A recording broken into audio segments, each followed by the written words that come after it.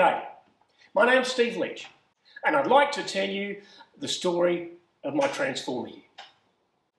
By definition, it's a heavily customised prototype of a concept bike. So let's start at the concept end. In 2003, a Sydney designer, Tim Cameron, created a 3D bike design that he called Dream Bike. It featured some wild and innovative ideas. His design was taken up and published in the Live to Ride magazine, an amazing 20 years ago. I thought, man, if something like that ever actually existed, it was going to be mine. Now, that magazine also winged its way across the world and ended up in the hands of a brilliant engineer, Christian Travitt, in Florida. Now, he contacted Tim suggesting that he could make it, maybe.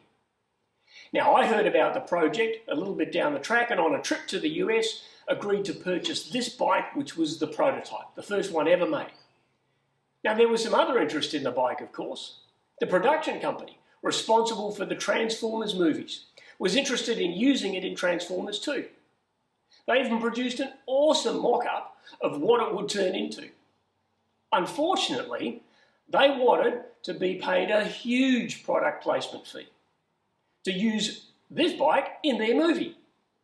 So sadly, that never eventuated. It was, however, used in Fast and Furious 4. A bit of a cameo appearance, but it's pretty cool to think that the great Paul Walker's butt has sat on this very seat. Back in Australia, I was getting nowhere trying to find out the actual process to import this thing and get it registered. What I did glean was that you can't import bikes that aren't on the sets register, but you can import parts. My solution was to have the bike broken down in the US and shipped in multiple shipments. So, in August 2009, 3 pallets of parts arrived on my doorstep. No manual, no instructions, no order to them, no labelling. One pallet had a plastic box filled with over 300 loose nuts, bolts, washers and bits in it.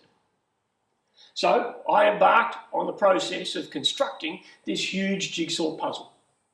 I threw out all the electrics and redesigned and constructed a new system from scratch, including circuit boards, remote control, surveillance, and some other features to do with, let's call it, anti-surveillance. I also needed to do some significant design and fabrication work on the frame and the rear end to comply with Australian standards. I won't bother you with the entertaining and frustrating process of legitimate registration. I don't think either of us have got that long. Needless to say, my bike's been my daily commute for 13 years until I got my Jag in 2019, and I still ride it several times a week. Now, since this prototype, there have been a dozen or so produced by Christian Travitt in the USA under the brand VREX. Now, they're spread around the world. I believe the nearest one to this one is in a Perspex box in Beijing somewhere. Anyway, that's a brief story. Hope you have a fantastic day, and that one day I'll see you out on the streets. Bye for now.